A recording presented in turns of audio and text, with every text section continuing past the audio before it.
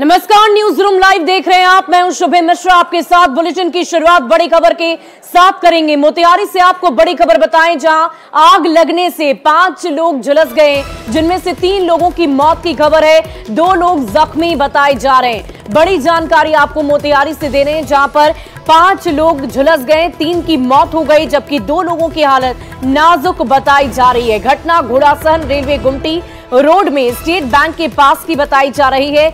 साथ ही साथ सुबोध पंडित के घर के नीचे किराए में दिए रुई की गोदाम में पहले सुबह ही आग लग गई। आग ने मकान के 2 मंजिला परिसर को भी अपनी आगोश में ले लिया और आग में जलकर मकान मालिक के बेटे, बहू और बेटी की दर्दनाक मौत हो गई, जबकि मकान मालिक और उनकी पत्नी को गंभीर स्थिति में अस्पताल रेफर कर दिया गया है। पूरा परिवार काठमांडू में रहता है और कल ही परिवार घोड़ासहन आया था। शॉर्ट सर्किट से आग लगने की आशंका जताई जा रही है। तस्वीरें हम आपको दिखा रहे हैं। घोड़ासहन के रेलवे ढाला रोड की ये पूरी घटना बताई जा रही है, जहां रुई की गोदाम में अचानक ही आग लग गई और आग लगने की वजह से ये बहुत ही बड़ा हादसा हुआ है। इस दर्दनाक हादसे में 5 लोग झुलस गए, जिसमें 3 की मौत हो गई है और 2 लोग इस वक्त गंभीर अवस्था में अस्पताल में भर्ती किए गए हैं।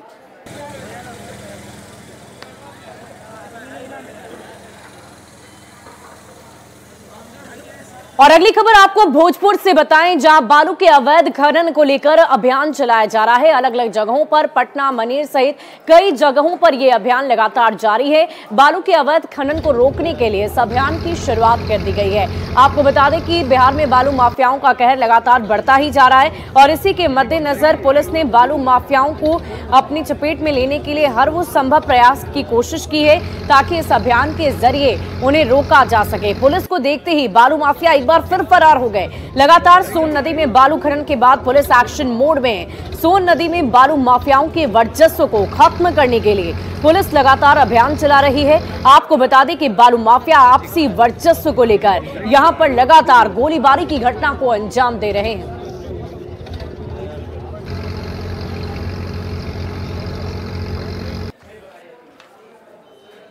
और अगली खबर आपको मुजफ्फरपुर से बताएं, जहां मानवता को शर्मसार कर देने वाली एक खबर सामने आई है। आपको बताएं कि एक 20 साल के युवक ने 2 साल की बच्ची के साथ दुष्कर्म की घटना को अंजाम दिया है। साथ ही साथ उसकी हत्या कर शव को पेड़ के नीचे दफना दिया। मिली जानकारी के अनुसार बच्ची अहियापुर थाना क्षेत्र की रहने वाली है और वो अपनी फुआ की बेटी की शादी में आई हुई थी। बताया ये जा रहा है कि मटकोर के दौरान उसी गांव के एक युवक बच्ची को खिलाने के लिए ले गए और उसके बाद से वो बच्ची नजर ही नहीं आई। सुबह में बच्ची की मां ने मीनापुर थाना में इसको लेकर आवेदन दिया और उधर ग्रामीणों में उस युवक को पकड़कर पुलिस के हवाले कर दिया, जिसके बाद आरोपी युवक ने हत्या की बात को स्वीकारा है और शव को एक पेड़ के नीचे दफनाने की बात कही। फिलहाल शव का पोस्टमार्टम कराया गया है। पुलिस ने बताया कि दुष्कर्म की बात भी सामने आई है। हालांकि पोस्टमार्टम रिपोर्ट के बाद ही कुछ भी क्लियर हो पाएगा। तो थानाध्यक्ष महोदय के द्वारा और हमारी टीम लोग के द्वारा घटनास्थल पर जाया गया। वहाँ पे खोजबीन किया गया। तो स्थानीय ग्रामीणों के द्वारा जो अभियुक्त है उनको पकड़कर दिया गया। ठीक है, उनके बाद फिर उनको लाया तो पूछा गया उनसे, तो वो बताया कि मेतनापुर ग्राम में ही स्थित सिमर के पेड़ के पास मृतिका को फेंक दिया गया है मार के। ठीक है, तो उसके बाद हम लोग की टीम के द्वारा गया, उनको लाया गया यहाँ पोस्टमार्टम के लिए। और के पाठक की तरफ से एक बार फिर से एक अहम आदेश दिए गए हैं, निर्देश दिए गए हैं अधिकारियों को। आपको बता दें कि शिक्षकों को अब ट्रेनिंग दी जाएगी, वाहन चलाने की ट्रेनिंग मिलेगी शिक्षकों को। के पाठक ने अधिकारियों को एक नया आदेश जारी कर दिया है। बाइक और गाड़ी चलाने की ट्रेनिंग मिलेगी। बड़ी जानकारी आपको दे रहे हैं। निरीक्षण के दौरान नए शिक्षकों को भरोसा दिया गया है। जल्द ही ट्रेनर सभी जिलों में शिक्षकों को ट्रेनिंग देंगे। पुरुष और महिला शिक्षक को ट्रेनिंग दी जाएगी। बड़ी जानकारी आपको देने एसीएस के पाठक की तरफ से ये बड़ी जानकारी, नया आदेश तमाम अधिकारियों को दिया गया है कि सभी शिक्षकों को वाहन चलाने की ट्रेनिंग दी जाए, चाहे वो महिला हो या पुरुष, सभी शिक्षकों को ट्रेनिंग दी जाएगी। बाइक और गाड़ी यानी कि 4 पहिया वाहन दोनों की ही ट्रेनिंग दी जाएगी। के पाठक की तरफ से यह नया आदेश जारी किया गया है।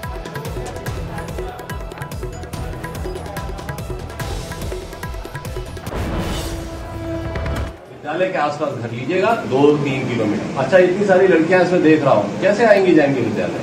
स्कूटी चलाना कितनों को आता है?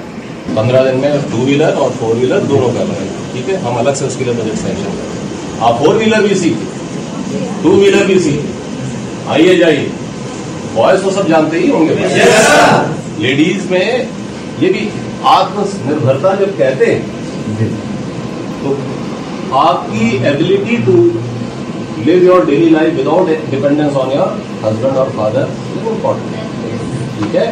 अभी आपको क्या होगा, या तो आप ऑटो से आएंगे जाएंगे या कोई घर का सदस्य आपको छोड़ेगा ले जाएगा।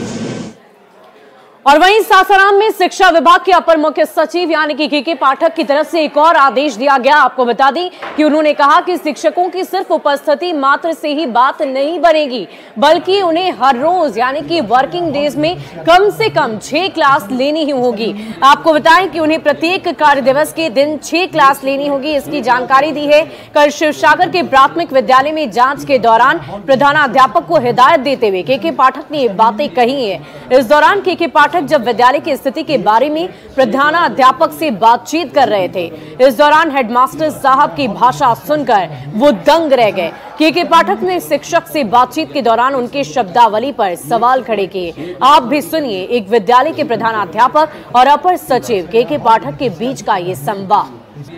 कर रहे हैं प्रक्रिया में है, एक से हम लोग का कार्य सुन लो, एक से 6 क्लास हर टीचर लेगा, तभी तक सर यहाँ हॉल भी देख रहे हैं, सीआरसी कमरा है ये, ऐसा भी इसका भी यूज नहीं। हम लोग चिंतित कर रहे हैं प्रक्रिया में है, एक से हम लोग का कार्य सुन लो, एक से 6 क्लास हर टीचर लेगा, तभी तक सर यहाँ हॉल भी देख रहे हैं, सीआरसी कमरा है ये, ऐसा भी इसका भी यूज नहीं। हम लोग चिंतित कर रहे हैं प्रक्रिया में है, एक से हम लोग का कार्य सुन लो, एक से 6 क्लास हर टीचर लेगा। और अगली खबर आपको दानापुर से बताएं, जहां पर बहाली की प्रक्रिया लगातार जारी है। अग्निवीरों की बहाली की प्रक्रिया लगातार शुरू की जा चुकी है। इस दौरान 900 अग्निवीर वहां पर पहुंचे और उनकी ट्रेनिंग की शुरुआत कर दी गई है। दानापुर से ये बड़ी जानकारी आपको दे रहे हैं, जहां अग्निवीरों को कैसे ट्रेनिंग दी जा रही है उसकी तस्वीर हम आपको दिखा रहे हैं। रिटन पास करने के बाद अभ्यर्थी शारीरिक दक्षता परीक्षा में शामिल हुए। बहाली की पूरी प्रक्रिया पारदर्शी तरीके से चल रही है। संवाददाता अमरजीत शर्मा के इस खास रिपोर्ट को देखिए। तो अग्निवीर की भर्ती प्रक्रिया चालू है और हम दानापुर के भर्ती मुख्यालय में हैं और ये आप देख सकते हैं अग्निवीर के वो शामिल होने वाले जवान हैं जो बीम मार रहे हैं और यहाँ उनकी दूसरी प्रक्रिया जो होती है वो पूरी की जा रही है और इस बीम के टेस्ट में पास होने वाले को ही आगे की प्रक्रिया में शामिल किया जाता है। पहली प्रक्रिया में इनका ऑनलाइन एग्जामिनेशन हुआ है और उसके बाद दूसरी प्रक्रिया में इनका फिजिकल टेस्ट के लिए पहला दौड़ हुआ है और फिर अब ये बीम की प्रक्रिया हो रही है। जिन्होंने जितनी बार जो है बीम की प्रक्रिया पूरी की है उनके शरीर पर उतने नंबर का मुहर मारा जा रहा है। जो लोग जो है 10 बार बीम मारा है वो 10 उन्हें अंक मिल रहे हैं और जिन्होंने 6 मारा है उन्हें 6 का मिल रहा है। आप ये तस्वीरें देख लीजिए, जो लोग बीम में पास हो रहे हैं उन्हें आगे की प्रक्रिया में शामिल किया जा रहा है और यहाँ निष्पक्ष तरीके से ये प्रक्रियाएं चल रही हैं। इसमें किसी का जो है चाहेंगे कि इसमें घुसपैठ कर लें और पैसा दे करके इसे पास करवा लें तो ये संभव नहीं हो सकता है। इस प्रक्रिया में पास होने के बाद अग्निवीर में ये शामिल होंगे। जब ये पूरा फिजिकल टेस्ट हो जाएगा उसके बाद इनका मेडिकल टेस्ट होगा और उसके बाद फिर ये अग्निवीर के लिए सेलेक्टेड पाए जाएंगे। दानापुर से न्यूज़ 18 के लिए अमरजीत शर्मा। और बढ़ते हैं अगली खबर की ओर। लोकसभा चुनाव से पहले अलग अलग राजनीतिक दलों की तरफ से अलग अलग जातियों को गोलबंद करने की कवायद लगातार तेज कर दी गई है और इसी के तहत अलग अलग जातियों को लेकर सम्मेलन भी किए जा रहे हैं। आज बीजेपी की तरफ से बापू सभागार में एक खास कार्यक्रम रखा गया है जिसमें पान तांती और बुनकर सम्मेलन का आयोजन है। इसमें सभी जिलों से 30,000 से अधिक लोगों के भाग लेने की संभावना है। वीरांगना झलकारी बाई की जयंती पर बीजेपी ने इसका आयोजन किया है। बीजेपी इस सम्मेलन के जरिए बुनकर समाज को राजनीतिक हिस्सेदारी का संदेश देगी। तो पटना के वेटनरी मैदान में कल जेडीयू भीम संसद का आयोजन कर रही है। जेडीयू ने भीम संसद में 1 लाख लोगों के जुटने का दावा किया है। जेडीयू भी भीम संसद के जरिए दलित कार्ड खेल रही है। 2024 के चुनाव से पहले सियासी बिसात बिछाई जा चुकी है। जहां जदयू भीम संसद सम्मेलन के जरिए दलित वोट बैंक को साधने की कोशिश कर रही है, वहीं बीजेपी ने दलित और अति पिछड़े समाज को अपने पार्टी के साथ जोड़ने के लिए कई रणनीतियां और कार्यक्रम बनाए हैं। आपको बता दूं कि पिछले दिनों यादव सम्मेलन किया था, जिसके जरिए यादव समाज को जोड़ने की कोशिश बीजेपी ने की थी, और आज वीरांगना झलकारी बाई जयंती समारोह के बहाने तमाम अति पिछड़े और दलित समुदाय को जोड़ने की कोशिश जो है वो करेगी। बता दें, इस आज के सम्मेलन में तमाम पान और बुनकर समाज जो है वो उसका जुटान बड़े संख्या में होगा, और ये बापू सभागार में कार्यक्रम हो रहा है, जहां पे पान और बुनकर समाज से जुड़े हुए लोगों को यहां पे संदेश दिया जाएगा। बता दें, इस कार्यक्रम में प्रदेश अध्यक्ष सम्राट चौधरी, नित्यानंद राय सहित पार्टी के जितने भी वरिष्ठ नेता हैं वो तमाम लोग शामिल होंगे, और कोशिश इस बात की होगी कि सरकार के जो काम है, केंद्र सरकार के बीजेपी ने उसके लिए जो किया है उसको लेकर के लोगों तक अपनी बात पहुंचाएं और अति पिछड़ा से जुड़े हुए वोट बैंक को अपने पाले में करें। तो एक तरफ जदयू जो है वो जातीय आंकड़े आने के बाद उत्साहित है, अलग दलित समाज के लिए कार्यक्रम सम्मेलन कर रही है और उसे बता रही है कि सरकार ने क्या किया। वहीं पे बीजेपी अपने तरफ से आज झलकारी बाई जयंती के बहाने जो है वो वोट बैंक साधने की कोशिश करेगी। कैमरा पर्सन सुबोध के साथ रवीश नारायण, न्यूज़ 18 पटना। और अगली खबर आपको दानापुर से बताएं, जहां सुप्रीम कोर्ट की तरफ से बड़ा एक्शन लिया गया है। फुलवारी शरीफ में एक पानी टंकी पर छापेमारी लगातार जारी है। यहां पर सुप्रीम कोर्ट और हाई कोर्ट के वकील के नेतृत्व में छापेमारी की जा रही है। आपको बता दें कि छापेमारी फुलवारी शरीफ थाना क्षेत्र के नवादा स्थित कोमल इंडस्ट्रीज के फैक्ट्री में की गई है। यहां से 39 नकली नाम मुहर वाली पानी टंकी बरामद की गई है। कंपनी को फिलहाल सील कर लिया गया है। बताया जा रहा है कि मुंबई हाई कोर्ट ने इस मामले को संज्ञान में लिया था।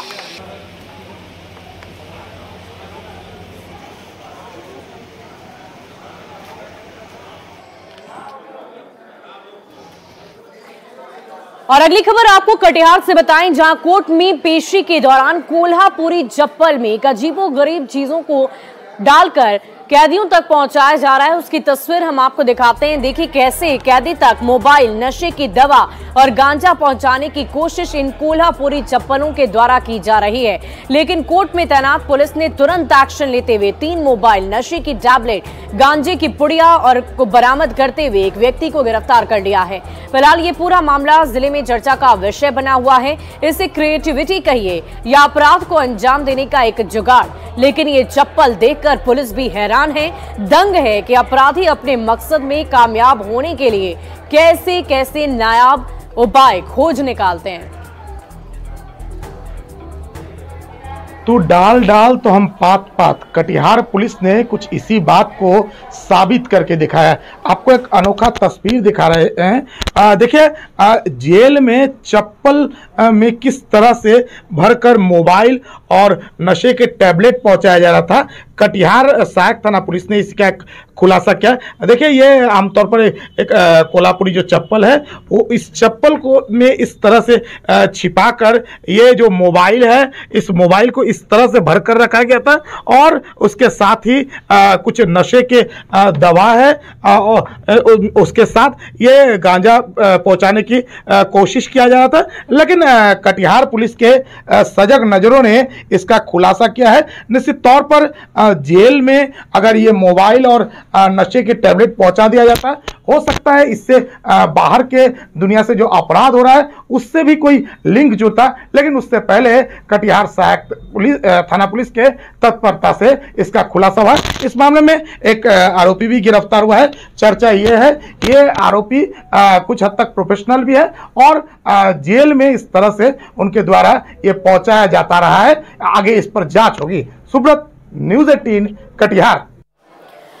और राजधानी पटना के साथ साथ सिल्क सिटी भागलपुर भी, वहां पर भी AQI इंडेक्स काफी ज्यादा बढ़ चुका है और हवा बहुत ही खराब श्रेणी में बताई जा रही है।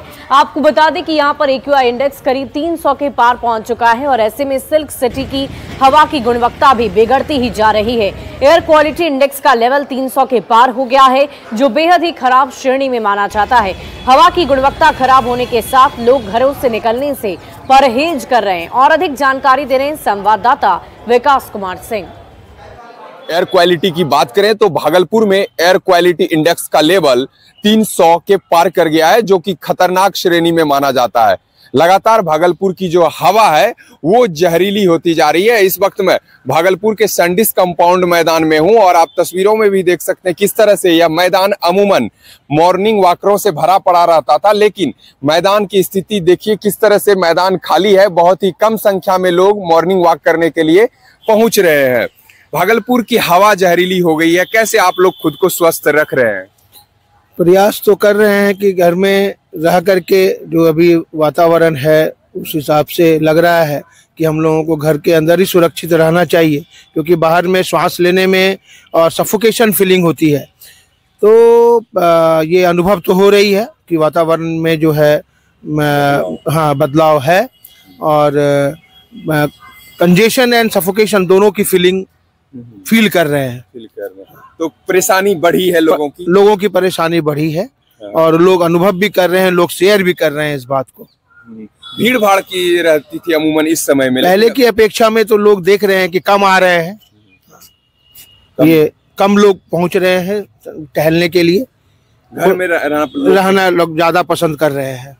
तो भागलपुर की जो हवा है, सिल्क सिटी की हवा, वो जहरीली हो गई है और लोगों के सांस लेने पर संकट जो है वो बरकरार है। बता दें भागलपुर में हवा की गुणवत्ता बेहद ही खराब श्रेणी में पहुंच गई है। एयर क्वालिटी इंडेक्स 300 के पार कर गया है। विकास कुमार सिंह, न्यूज़ 18 भागलपुर।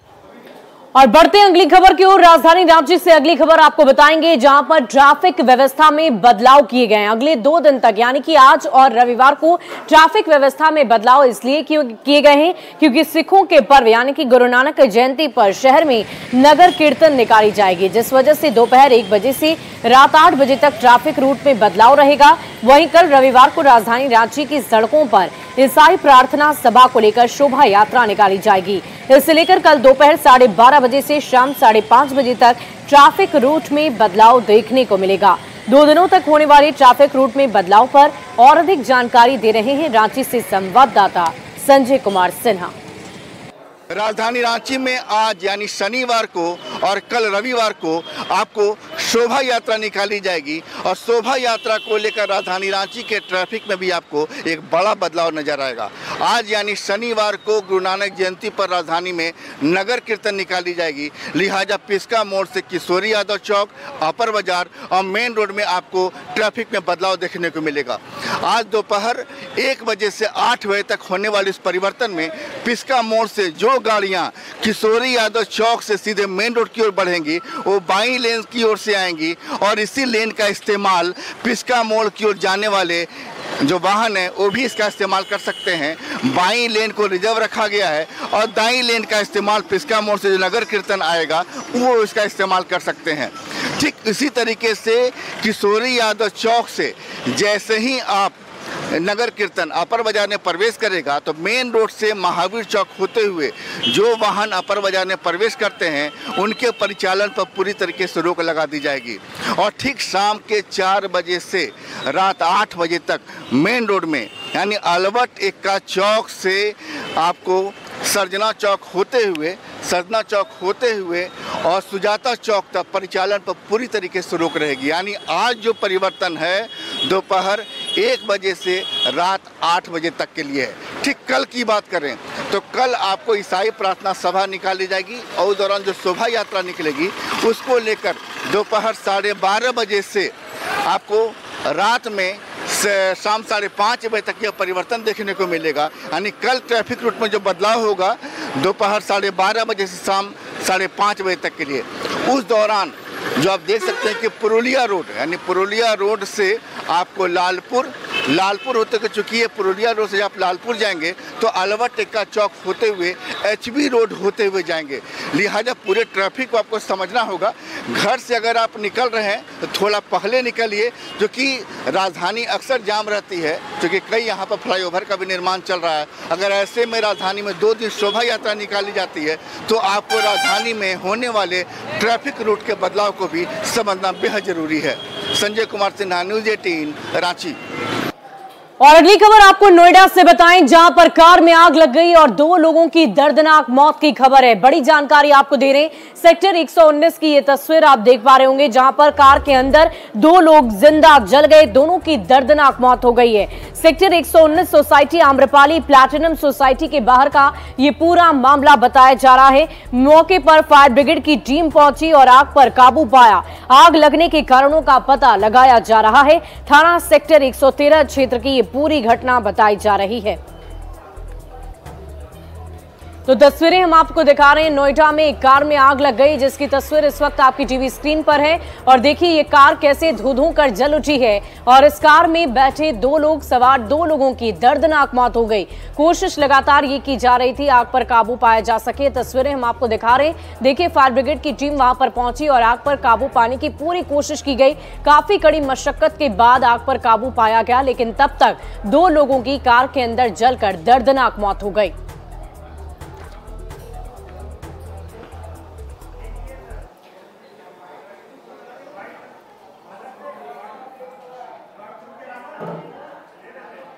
और फिलहाल इस बुलेटिन में अभी के लिए बस इतना ही, लेकिन न्यूज़ 18 बिहार झारखंड पर खबरों का सिलसिला लगातार जारी है।